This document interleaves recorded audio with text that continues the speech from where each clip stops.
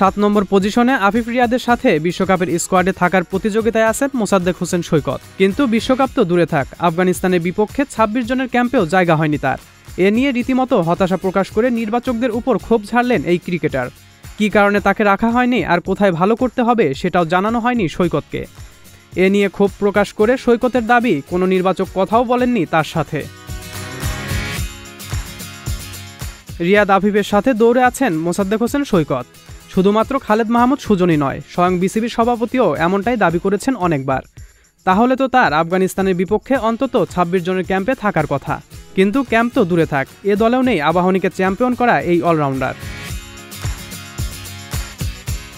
গত ডিপিএলে আবাহনী লিমিটেডের হয়ে শিরোপা জয়ের পেছনে দারুণ ভূমিকা রেখেছিলেন মোসাদ্দেক। দলের প্রয়োজনে কখনো ব্যাট হাতে জয় এনে দিয়েছেন, কখনো বা বল হাতে জয়ে অবদান রেখেছেন। বল হাতে 8 উইকেটের পাশাপাশি ব্যাট হাতে 89.98 স্ট্রাইক রেটে 395 রান করেছেন এই অলরাউন্ডার।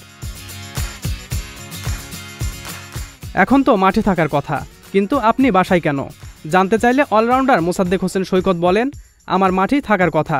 শুনেছিলাম যে আমাকে বিশ্বকাপের পরিকল্পনায় রাখা হয়েছে, কিন্তু বাস্তবে আমি ক্যাম্পে নেই।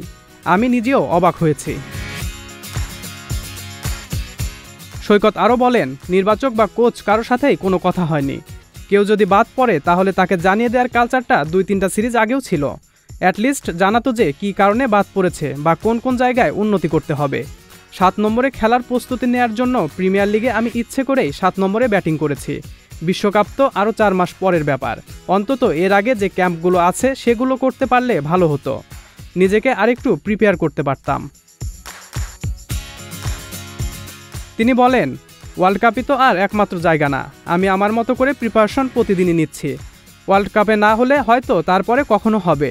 আমি হাল ছাড়ছি না। আমি আমার মতো করে চেষ্টা করে যাচ্ছি। যখন সুযোগ আসবে তখন অবশ্যই সেভাবে নিজেকে এক্সপ্রেস করার চেষ্টা করব। সজল খান, মহাজন আইটি।